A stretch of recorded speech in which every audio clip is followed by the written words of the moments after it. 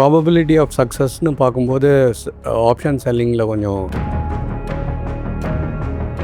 எப்பவுமே as a trader வந்து அந்த அளவுக்கு ஸ்ட்ராட்டஜிலாம் கிளியராக தெரிகிற வரைக்கும் 15 to 20 ஸ்டாக்ஸ் என்னுடைய லிஸ்ட்டில் இருக்குது. அதை தவிர வேறு எந்த ஷேரும் நான் ட்ரேடே பண்ண மாட்டேன். புதுசாக ஒரு ஷேரில் போய் இறங்கணுன்னா அது without going in to analysis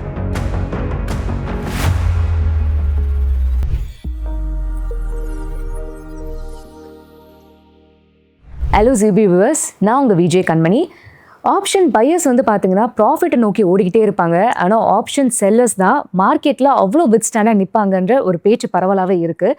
அது எதனால்? மேபி வின் ரேட் ரேஷியோ அதிகமாக இருக்கிறதுனாலையா, ப்ராபபிலிட்டி அதிகமாக இருக்கிறதுனாலையா, இல்லைனா உங்களோட மைண்ட் செட்டா, இல்லை இது எதுவுமே இல்லாமல் ஏதாவது ஒரு இடன் சைக்காலஜி ஒளிஞ்சிருக்கா அப்படின்றதுக்கு ஒரு தெளிவான விளக்கம் கொடுக்கறதுக்காக long time trader and investor Rangarajan நம்ம கூட இணைஞ்சிருக்காரு. அவர்கிட்ட கேட்டு தெரிஞ்சுக்கலாம். வணக்கம் சார். வணக்கம். எப்படி இருக்கீங்க சார்? Fine, thank you sir. இப்போ நான் இன்ட்ரோவில் சொன்ன மாதிரி தான் சார், அதாவது option buyers and option sellers 2 பேர் இருக்கிறதுல ஆப்ஷன் செல்லர்ஸ் தான் நிறைய வந்து மார்க்கெட்டை பற்றி தெரிஞ்சிருக்கும், வின்னிங் சான்சஸ் அவங்களுக்கு தான் அதிகம் அப்படின்னு வந்து ஒரு பரவலாக ஒரு பேச்சு இருக்கும். அது உண்மையா? அது எதனால் இருக்குது சார்? ஜென்ரலாக ப்ராபபிலிட்டி ஆஃப் சக்ஸஸ்னு பார்க்கும்போது ஆப்ஷன் செல்லிங்கில் கொஞ்சம் அதிகமாக இருக்குன்றது சான்சஸ் அதிகம்தான். பட் நான் வந்து அந்த மாதிரி ஆங்கிள்லேயே அந்த மார்க்கெட்டில் இறங்கலை. இப்போ நான் வந்து ஒரு ஷேரை வாங்கணும்னு எதிர்பார்க்குறேன்னு வச்சுக்கோங்க. As an investor, I don't first of all go and buy the share directly. I go and sell the put. Okay. Put option சொல்லுவாங்க இல்லையா, அதை போய் விற்றுடுவேன் நான் அந்த பர்டிகுலர் ஷேரில். சரி. ஸோ மார்க்கெட்டில் என்ன ஆகும், ரெண்டு ஆப்ஷன் இருக்குது. ஒன்று, அந்த ஷேர் ப்ரைஸ் இன்க்ரீஸ் ஆகும், இல்லை அந்த ஷேர் ப்ரைஸ் குறையும். ஷேர் ப்ரைஸ் இன்க்ரீஸ் ஆச்சுன்னா அந்த ஆப்ஷன் புட் ஆப்ஷனோட வேல்யூ குறையும். So I will end up in a profit. இது ஒன்று. ஒருவேளை அந்த பர்டிகுலர் ஷேர் வந்து இறங்கி எடுத்துன்னு வச்சுக்கோங்க, என்னுடைய ப்ரீமியம் ஓட இன்னும் அதிகமாக இறங்கி எடுத்துனா அப்போ வந்து it will result in a loss. But நான் லாஸை எடுக்க மாட்டேன். நான் அந்த ஷேரோட டெலிவரி எடுத்துருவேன். அந்த ஆப்ஷனை வந்து I convert it in to a delivery and then I take the இது ப்ரீமியமை நான் வச்சுருவேன். For example, I will give you using a stock, particular ஸ்டாக்கோட எக்ஸாம்பிள். 420 rupees இருக்குது டாடா பவர். அது வந்து ஒரு 420 ஸ்ட்ரைக் ப்ரைஸில் வந்து ஒரு 15 ரூபா இருக்குதுன்னு வச்சுக்கோங்க. நான் வந்து 2 லாட் விற்கிறேன்னா 15 ரூபா மல்டிப்ளைட் பை 2 லாட்டோட குவான்டிட்டி வந்து எனக்கு இன்கமாக வந்துடும். அந்த ஷேர் ப்ரைஸ் வந்து 26 எக்ஸ்பைரி, மே மாதம். அந்த ஷேர் வந்து 26க்குள்ளே இன்க்ரீஸ் ஆகலாம், இல்லை குறையலாம். 420ஆகவும் இருக்கலாம், இல்லை 430ஆகவும் இருக்கலாம், இல்லை 410 இருக்கும், 400 கூட போடலாம். எந்த பேசிஸில் 430க்கு போச்சுன்னா என்னுடைய value of the option will become 0. அப்போ வந்து நான் விற்ற ப்ரைஸோட வாங்குகிற ப்ரைஸ் வந்து குறைவாக இருக்கிறதுனால எனக்கு ப்ராஃபிட் வந்துடும். இது வந்து ஒரு சினாரியோ. ரெண்டாவது சினாரியோ, 420லேயே இருந்ததுன்னா சேம் திங் ஹேப்பன்ஸ். என்னோட ஷேர் ப்ரைஸ் வந்து value of the option will be 0. So still I get the profit on the full 2 lots ஓட full share, full premium. Suppose 410 போச்சுன்னா நான் வந்து ஆல்ரெடி 15 rupees for 10 rupeesலேயே விற்றுருக்கேன். அப்போவும் I won't get a loss. But if it goes to 400, அப்போ வந்து அந்த value of the option வந்து இன்னும் அதிகமாக இருக்கும் நான் விற்றதோட. அப்போ வந்து there are 2 possibilities. ஒன்று, நான் அந்த லாஸை வந்து புக் பண்ணணும், இல்லை I have to take delivery of the share. நான் வந்து எப்பவுமே ரெண்டாவது தான் சூஸ் பண்ணுவேன். That way, whatever I wanted to do was to buy that share, right? I end up buying the share, also keep a premium. Okay. So இன்னும் sophistication சொல்லணும்னா, ஒரு லாட்டை வந்து நான் 420ல் விற்பேன். சப்போஸ் மார்க்கெட் இறங்கிதுன்னா இன்னொரு லாட்டை 410க்கு விற்பேன். ஸோ இதெல்லாம் வந்து சொஃபிஸ்டிகேஷன். ஓகே. ஆக்சுவலி போக போக போக நம்ம மார்க்கெட்டில் எக்ஸ்பெரிமெண்ட் பண்ணி ஆமாம், நான் என்னோட குவான்டிட்டிஸ் கொஞ்சம் அதிகமாக ட்ரேட் பண்ணுவேன் அந்த பர்டிகுலர் ஆப்ஷனில். அதனால வந்து I always go for the more quantity but in a different strike prices. Okay. ஆனால் இப்போ இந்த ஒரு ஸ்ட்ராட்டஜிக்கெலாம் நீங்கள் ஒன்று சொல்கிறீங்களா சார், இப்படி தான் நான் பண்ணுவேன், டெலிவரபிள்ஸ் எடுத்துருவேன் அப்படின்னு சொல்லிட்டு. ஸோ இதுக்கு வரதுக்கு எவ்வளோ டைம் ஆச்சு? என்ன மாதிரி ஸ்ட்ராட்டஜினால இதுக்கு வந்தீங்க? முதல்ல வி கோ ஆல் அவுட். எப்பவுமே ஆஸ் அ ட்ரேடர் வந்து அந்த அளவுக்கு ஸ்ட்ராட்டஜிலாம் கிளியராக தெரிகிற வரைக்கும் நிறையா தப்பு பண்ணி நிறையா லாஸ் பண்ணி அதுக்கப்புறம் தான் ஐ பர்ஃபெக்ட் த ஸ்ட்ராட்டஜி. எனக்கு I am very comfortable with strategy. First of all I choose the stock. அது நல்ல ஷேராக இருந்தால் தான் அதில் இறங்கணும். ரெண்டாவது அதில் ஆப்ஷனுக்கு லிக்விடிட்டி இருக்கா பார்க்கணும். ஓகே. அப்புறம் அந்த ஷேரோட லாஸ்ட் குவார்ட்டர் ரிசல்ட்டும் நல்லா இருக்கணும். ஸோ இந்த மாதிரி சில க்ரைட்டீரியன்லாம் இருக்குது. ஒரு 15 to 20 ஸ்டாக்ஸ் என்னுடைய லிஸ்ட்டில் இருக்குது. அதை தவிர வேறு எந்த ஷேரும் நான் ட்ரேடே பண்ண மாட்டேன். ஓகே, ஃபிக்ஸ் பண்ணது இதுதான். இதை தவிர பண்ண மாட்டேன். Okay. unless something comes into my list because of my analysis. அது வந்து once in a quarter or something I go and then look for any other new stock. சரி, இப்போ நீங்கள் சொல்லிடுங்க இந்த 20 ஸ்டாக்ஸ் தான், இதை தவிர நான் மேலே போக மாட்டேன்ட்டு. ஆனால் இப்போ இருக்கிற ட்ரேடர்ஸோ இன்வெஸ்டர்ஸோ என்னன்னா, புதுசாக ஏதாவது வருதா, ஒரு மார்க்கெட் ட்ரெண்டுக்கு ஏதாவது வருதான்னு சொல்லிட்டு நம்ம அதில் வாங்க போவோம். இந்த டிசிப்ளினை நம்ம மெயின்டைன் பண்ண மாட்டோம். ஸோ இவ்வளோ டிசிப்ளின் மெயின்டைன் பண்ணுறதை எப்படி ஒரு ட்ரேடர் வந்து வளர்த்துக்கிறது sir? I think first of all அந்த சக்ஸஸ்ஃபுல்லாக இருக்கணுன்ற அந்த ட்ரைவ் வேணும். அது இருந்தால் தான் செய்யவே முடியும் இதில். அது மட்டும் இல்லை, ஒரு சிலவோட ட்ரேடிங் ஸ்டைல்னு ஒன்று இருக்குது. ரொம்ப அவசரப்பட்டு விற்கிற அந்த டெண்டன்சி இருக்கும் சில பேருக்கு. சில பேருக்கு வந்து கடைசி வரைக்கும் வெயிட் பண்ணி பார்க்கணுன்ற அந்த பேஷன்ஸ் இருக்கும். சில பேர் வந்து இந்த ப்ராஃபிட் வந்ததுன்னா போதும், நான் வந்து க்ளோஸ் பண்ணிவிடுவேன் அப்படின்ற ஒரு ஃபிலசாபிக்கல் மைண்ட் செட்டோடு இருப்பாங்க. ஒவ்வொருத்தருடைய ட்ரேடிங் ஸ்டைலு அவங்களுடைய இதை அப்ரோச்சுக்கு எது சூட் ஆகுதுன்னு பார்த்து அதை ஃபாலோ பண்ணணும். அதுதான் என்னை பொறுத்த வரைக்கும் டிசிப்ளின் நான் சொல்லுவேன். Okay okay okay sir. ஆனால் சார், இப்போ நீங்கள் சொன்ன மாதிரி தான், நான் ஃபிக்ஸ் பண்ணிட்டேன், இதுலேருந்து நான் மாறவே மாட்டேன், எக்காரணத்துக்கு கொண்டு நான் மாற மாட்டேன் அப்படின்ற ஒரு ஃபார்முக்கு நீங்கள் இருக்கீங்களே, இந்த ஃபார்ம் ஆஃப் ஸ்ட்ரக்சர் வந்து நிறைய ட்ரேடர்ஸ்க்கு இருக்க மாட்டுது. டக்குன்னு ஏதாவது ஒரு ட்ரெண்டிங் வந்துச்சுன்னா, அது ஒரு ஸ்டாக் வந்துச்சுன்னா, ஓகே இதில் நம்ம மணி பண்ணிடலாம், குயிக் மணி வரும் அப்படின்றது வந்து அது ஒரு கவர்ச்சியாக இருக்குன்னு சொல்லலாம். அப்படி போகிறாங்க. இது போகிறதுனால என்னென்ன விளைவுகள் வரும்? இது போகாமல் எப்படி நம்மளை டிசிப்ளினாக வச்சுக்கிறது? நான் வந்து முதல்ல அந்த மாதிரி இந்த மாதிரி மிஸ்டேக்லாம் பண்ணி இதெல்லாம் பண்ணால் இது பெரிய தவறில் போய் முடியுது, பெரிய லாஸில் போய் முடியுதுன்றதை பார்த்து அனுபவித்து எக்ஸ்பீரியன்ஸ் ஆனதுக்கப்புறம் தான் இதெல்லாம் வந்து ஃபார்முலேட் பண்ணது நான். அதனால் I cannot say proudly that I have landed it on the first hit itself. இது ஒவ்வொரு டைம் தவறு பண்ணி அதுலேருந்து நான் இனிமேல் பண்ணக்கூடாது இந்த தவறுன்ற அந்த மைண்ட் செட்டில் தான் நான் வந்து இதை ப்ராக்டிஸ் பண்ணுறேன். Okay okay sir. எனக்கு தெரிஞ்ச அப்போ ட்ரேடர்ஸும் அந்த எக்ஸ்பீரியன்ஸ் கெயின் பண்ணி ஓகே இது போனால் நம்மளுக்கு லாஸ் ஆகுதுன்றதை நம்ம தெரிய முடியும்னு. புதுசாக ஒரு ஷேரில் போய் இறங்கணுன்னா அது without going in to analysis பண்ணுறது அவ்வளோ இது இல்லை, not a good idea. Okay sir. Sir, இப்போ ஸ்டாக்ஸ் வாங்குறதை பற்றி நீங்கள் நிறைய சொல்லியிருந்தீங்க, இந்த க்ரைட்டீரியா நான் ஃபாலோ பண்ணுவேன்னு. அந்த மாதிரி இப்போ ட்ரேட் பண்ணுறோன்னா சார், அதுக்கு என்ன மாதிரி ஒரு டிசிப்ளின் ஸ்ட்ராட்டஜி நீங்கள் ஃபாலோ பண்ணுவீங்க?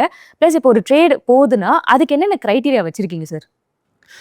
எப்போவுமே நான் வந்து ஃபுல் ஒரு கேஷை வந்து 100% கேஷ் வச்சுருக்கேன்னா அதில் 50% மேலே நான் ட்ரேடே பண்ண மாட்டேன். அந்த balance 50% is a reserve. That means I still have that leverage. I never use leverage in a practical sense. நான் சொல்கிறது என்னுடைய பர்சனல் மணி. இப்போ ஒரு லெட்ஸே ஒரு எக்ஸாம்பிளுக்கு 10 lakhs இருந்ததுன்னா 5 lakhs மேலே நான் பண்ணவே மாட்டேன். என்னுடைய மார்ஜின் வந்து 5 lakhs மேலே போகாது. ஓகே. பிகாஸ் ஏதாவது அட்ஜஸ்ட்மெண்ட் வேணும்னா அந்த பர்டிகுலர் ஆப்ஷனில் அந்த balance 5 lakhs will help me. அந்த மைண்ட் செட்டில் தான் நான் ட்ரேட் பண்ணுறது. இதெல்லாம் வந்து ஒரு அமெரிக்கன் சேனல் ஒன்று இருந்தது, அதை பார்த்து கற்றுனேன். Okay okay okay. ஸோ ஒரு ஆப்ஷன்ஸ் சேனல் ஒன்று இருந்தது, அதை பார்த்து கற்றுனேன். சார், இப்போ ஜென்ரலாக ஆப்ஷன்ஸ்னு எடுத்துக்கிட்டாலே நிறைய பேர் வந்து ஃபெயிலும் ஆகுறாங்க. அந்த பர்சன்டேஜும் நம்மளால் தவிர்க்க முடியாது. ஒரு 95% ஃபெயில் ஆவாங்க அப்படின்னு சொல்லிட்டு. இது எதனால நடக்குது? இது எந்தெந்த விஷயங்கள்லாம் பண்ணோன்னா, முன்னெச்சரிக்கையாக பண்ணோன்னா இந்த லாஸ்லேருந்து நம்மளை தடுக்க முடியும் சார்? அது ரொம்ப டிஃபிகல்ட் கொஸ்டின் டு ஆன்சர். ஒன்று இப்படி வேணால் பார்க்கலாம்.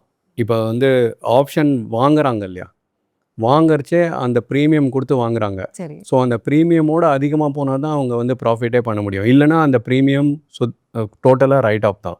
இது வந்து it's a minimum requirement. That means இப்போ வந்து கால் ஆப்ஷன் வாங்கினாங்கன்னா மார்க்கெட் ஏறி தான் ஆகணும், அந்த ப்ரீமியமோடு அதிகமாக ஏறணும், அப்போ தான் அவங்க ப்ராஃபிட்லேயே வருவாங்க. அதே மாதிரி புட் ஆப்ஷன் வாங்கினாங்கன்னா மார்க்கெட்டுக்கு இறங்கணும், அந்த ப்ரீமியமோடு இன்னும் ஃபர்தராக இறங்கினா தான் ப்ராஃபிட் பண்ண முடியும். அது யாரால் சொல்ல முடியும் எப்படி மார்க்கெட் ஏறுமா இறங்க முடியுமான்னு? அதனால அது வந்து டஃப் ஆகிடுது. அது not easy to handle. Only thing is ஆப்ஷன்ஸில் வந்து மார்ஜின் வாங்கும்போது மார்ஜின் வந்து உங்கள் ப்ரீமியம் தான். அதனால தான் நிறைய பேர் வந்து வாங்கறதுல வந்து தே ஆர் கோயிங் ஃபார். ஏன்னா இப்போ நான் வந்து என்ன செய்வேன்னா நான் விற்க தான் செய்வேன் மோஸ்ட் ஆஃப் த டைம். எப்போவாவது rarely I also break that rule. But நான் ஆல்வேஸ் விற்கிறது தான் எனக்கு இது. அப்படின்னா எனக்கு இனஃப் மார்ஜின் வேணும். ஓகே. அதனால் டிஃபிகல்ட் கொஸ்டின் டு ஆன்சர் அது. Okay sir. அண்ட் ஆல்சோ வந்து இந்த ஸ்டாப் லாஸ்ன்ற ஒரு பாயிண்ட் இருக்குது. ட்ரேடர்ஸ் எல்லாருக்குமே வந்து இது யார் வந்து நியூபி இல்லைனா எக்ஸ்பீரியன்ஸ்டு இந்த ஸ்டாப் லாஸ்ல கண்டுபிடிச்சுனா சார். ஸோ இதில் நம்ம எப்படி டிசிப்ளின் எடுத்துகிட்டு வர்றது? ஸ்டாப் லாஸ்ன்றது வந்து கொஞ்சம் அது வந்து இம்பார்ட்டண்ட்டு இல்லைன்னு சொல்ல. பட் நான் வந்து அதை ஃபாலோ பண்ணுறது ரொம்ப குறைவு. ஓகே. எதனாலனா நான் வந்து செலக்ட் பண்ணுற ஷேரே 15 ஷேர்ஸ் தான். அது வந்து எனக்கு இந்த பர்டிகுலர் ஷேர் வந்து நல்லா இல்லைன்னா தொடவே மாட்டேன் நான் அதை. ஓகே. அப்போ அதில் ஸ்டாப் லாஸ்ன்ற கொஸ்டின் வந்து எப்போ வரும்னா, இந்த மாதிரி பெரிய மார்க்கெட்டில் இறங்குது, பெரிய மார்க்கெட் ஏறுதுன்னா அப்போ தான் வந்து அந்த ஸ்டாப் லாஸ் வந்து மே ஹெல்ப் மீ. பட் நான் வந்து எப்பவுமே when I sell a particular put with the idea to buy only, I am doing it. Where is the question of stop loss? Okay. இப்போ எவ்வளோ குறைஞ்சதுனாலும் நான் அந்த ஷேரை வாங்கிடுவேன். அதை வாங்கிட்டு ஏன்னா ஃபுல் குவான்டிட்டி வாங்க போகிறது இல்லைனா இறங்கிதுன்னா இன்னும் ஒரு குவான்டிட்டி வாங்கி ஆவரேஜ் பண்ணிவிடுவேன். பிகாஸ் அந்த ஷேர் எனக்கு வாங்கணும். ஆனால் ஃபுல் குவான்டிட்டி நான் விற்க போகிறதில்ல அந்த புட்டில். அதனால் என்னுடைய ஸ்ட்ராட்டஜியில் ஸ்டாப் லாஸ்ன்றதை ஃபாலோ பண்ணுறது ஒன்லி பேங்க் நிஃப்டியில் I use. Because bank Nifty அது வந்து செட்டில்மெண்ட் இஸ் ஜஸ்ட் கேஷ் தான். There is no delivery in bank Nifty. அதனால் அதில் யூஸ் பண்ணுவேன். அது வந்து ரொம்ப ரேர். ஸோ நீங்கள் இப்போ ஃபஸ்ட்டு சொல்லியிருந்தீங்க, அதாவது 15 ஸ்டாக்ஸ் தான் நான் வச்சுருப்பேன், அதை வச்சு தான் நான் வந்து ஃபுல்லாகவே நான் மெயின்டைன் பண்ணுவேன்ட்டு. ஆனால் இப்போ இன்வெஸ்ட்மெண்ட் பார்க்குறப்ப இப்போ லாங் டேர்மாக இருக்கும் சார். ஸோ இப்போ நம்ம ஒரு ஸ்டாக் வாங்குகிறோம், சப்போஸ் ஏதாவது ஒரு தப்பாக ஆனாலுமே நம்மளுக்கு டைம் பீரியட் இருக்குது, நம்ம அடுத்தது சேஞ்ச் பண்ணிக்க. ஆனால் ட்ரேடிங்னு பார்க்குறப்ப நம்மளுக்கு டைம் டியூரேஷனே ரொம்ப கம்மி தான். ஸோ அதுக்குள்ளே நம்ம முடிவு எடுக்கிற மாதிரி இருக்கும், இந்த குவிக் டிசிஷனுமே நிறையா இருக்கும். ஸோ அப்போ நம்ம ட்ரேடுக்கு இப்போ என்னென்ன க்ரைட்டீரியா இருக்குது சார் சூஸ் பண்ணுறதுக்கு? ஒன்று வந்து நான் எப்போவுமே ஃபாலோ பண்ணுறது வந்து அந்த பர்டிகுலர் ஷேரோடைய மொமெண்டம் இருக்கான்னு பார்ப்பேன். இது வந்து எய்தர் ரைசிங் மொமெண்டமாக இருக்கும் இல்லைனா டவுன்வர்ட் மொமெண்டம் இருக்கும். ஏதாவது ஒன்று it will be attach to that particular share. அதை நான் பார்ப்பேன். ரெண்டாவது வந்து என்னுடைய ஃபிலாசபி நான் உங்களுக்கு முன்னாடி சொன்ன மாதிரி நான் வாங்குகிற ஐடியாவில் தான் அந்த புட்டை விற்றுருக்கேன் இல்லையா. ஸோ ஒருவேளை அன்றைக்கி பர்டிகுலர் டேயில் வந்து நிறையா ஏறித்துனா அந்த ஷேரு புட்டோட வேல்யூ குறையும். அதனால் நான் அன்றைக்கே கேஷ் பண்ணிவிடுவேன் some days.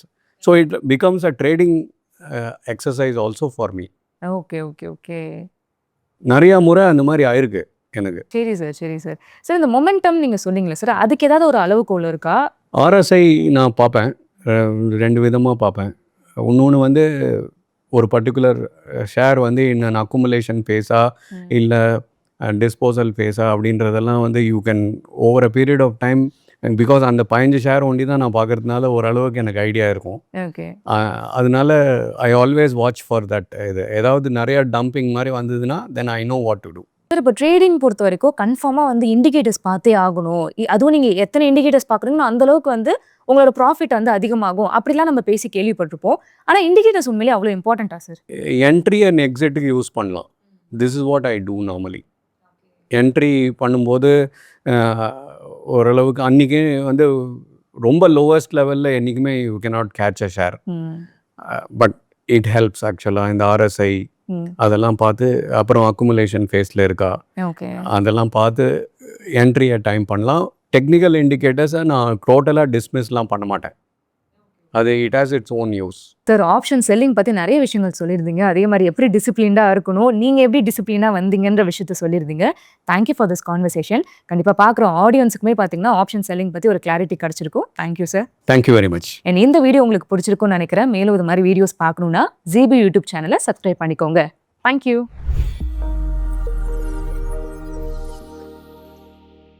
Investment in security markets are subject to market risk. Read all the related documents carefully before investing.